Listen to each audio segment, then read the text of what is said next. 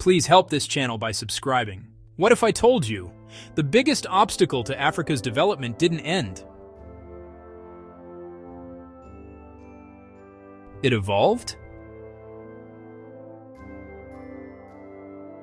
What you're about to see is not just history, it's a system, one that still shapes economies, borders, and opportunities today. In Part 1, we uncovered the crime, the forced removal of millions of people, the destruction of societies, the beginning of a global system built on exploitation. But here's the uncomfortable truth. That system didn't disappear.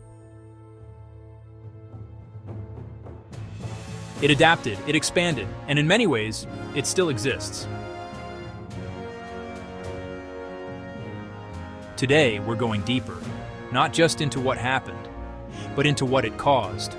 This is Part 2, how that crime still shapes Africa today. For centuries, Africa was not integrated into the global economy as an equal partner.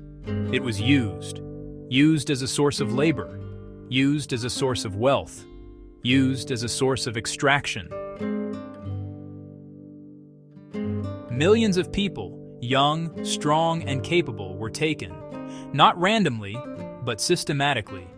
These were farmers, builders, skilled workers, future leaders, entire generations removed. Now think about what that does to an economy. When you remove a significant portion of your workforce, your productivity collapses.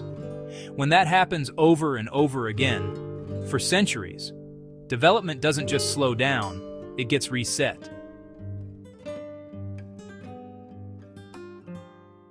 But the story doesn't end there.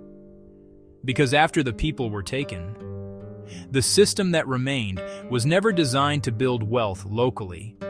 It was designed to extract it. And that pattern still exists today. Many African economies are still heavily dependent on exporting raw materials: gold, oil, cocoa, diamonds. But here's the key issue. Raw materials are cheap.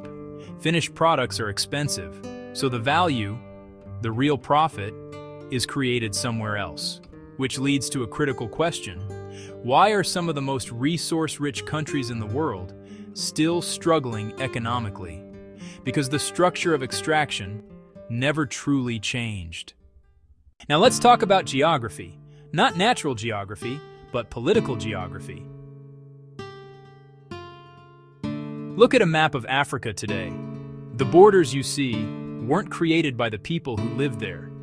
They were drawn externally, often with little to no understanding of the cultures, languages, or histories on the ground. Entire ethnic groups were split across countries. Others were forced together, despite long-standing differences.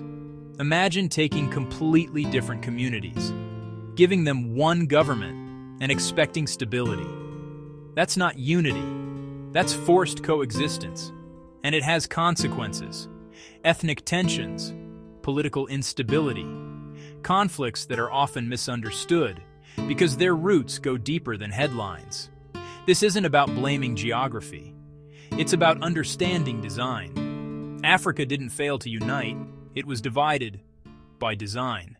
Let's move to systems, governments, institutions, structures of power. During the colonial period, systems were not built to develop local economies. They were built to control populations and extract resources efficiently. That means limited investment in education, infrastructure, industrial capacity. So when independence came, many countries inherited states but not strong systems, not resilient institutions, not diversified economies, not long-term development frameworks. And building those from scratch under global competition is incredibly difficult. You cannot expect long-term growth from systems that were never designed for it. This doesn't excuse poor leadership, but it does explain the starting point. Not all damage is visible. Some of the deepest impacts are psychological.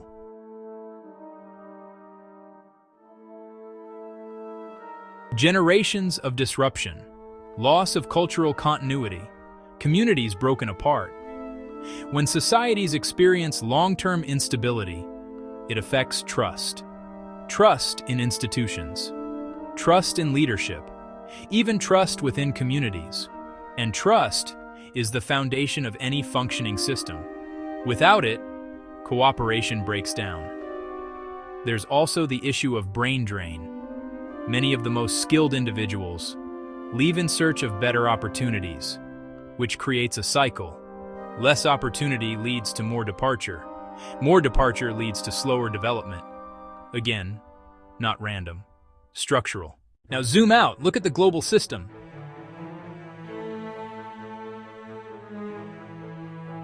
Africa, in many cases, still occupies a position at the lower end of global value chains, exporting raw materials, importing finished goods, which means value is added elsewhere. There are also financial pressures, debt, currency dependencies, external influence on economic policy. This is not accidental. The global system was built over time, and early advantages compound. Some nations accumulated capital centuries ago through systems of exploitation. That capital was reinvested, expanded, compounded. Others started much later. And in economics, timing matters. Now connect everything. A loss of population, extractive economic systems, artificial borders, weak institutional foundations, a disadvantaged position in the global economy. These are not isolated issues. They are connected, and together, they shape outcomes. So when we talk about development gaps, we're not just talking about policy failures. We're talking about history. This is not about assigning blame. It's about understanding systems. Because without understanding the system, you cannot change the outcome. But this is not where the story ends.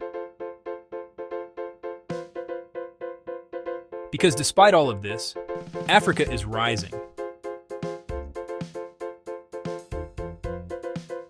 Some of the fastest growing economies in the world are on the continent. Innovation is happening, especially in technology, mobile banking, fintech solutions, entrepreneurship, a young population, a growing middle class, a new generation thinking differently. This is not a story of limitation, it's a story of resilience. Progress is happening, not because the system was easy, but because people adapted. The crime we talked about in part 1 didn't just shape the past, it shaped the rules of the present. But here's the key idea. The future is not fixed. Systems can change, structures can evolve, trajectories can shift, but only if they are understood. Because history explains the world, but it doesn't have to define it. Africa is emerging as one of the most dynamic regions in the global economy, driven by natural resources, demographic strength, rapid innovation. According to the African Development Bank, steady growth is expected across the continent. East Africa leading momentum, West Africa leading momentum, measured, broad-based, accelerating where reforms deepen and investment meets infrastructure. Beyond resources, the greatest asset is people. Africa's median age is about 19. Young, energetic, entrepreneurial. By 2050, the population is projected to reach roughly 2.5 billion. That scale can power new markets, new industries, new ideas. This is the window for a demographic dividend, if jobs and skills development scale fast enough. Classrooms, coding boot camps, vocational training, advanced manufacturing. Talent pipelines are being built to meet demand. A major tech boom is underway. Startups are solving local problems at global standards.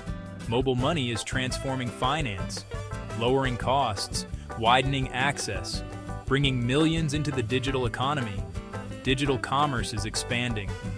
QR payments at market stalls, logistics networks and fulfillment hubs, SMEs tapping regional and global customers with a swipe. Rapid urbanization is reshaping economies.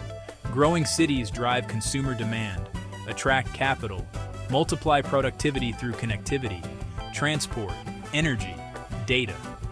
Taken together, these trends signal a clear inflection. Africa is not just potential. It is a rising force in the global economic landscape. The arc is set by choices made now, and the momentum is real.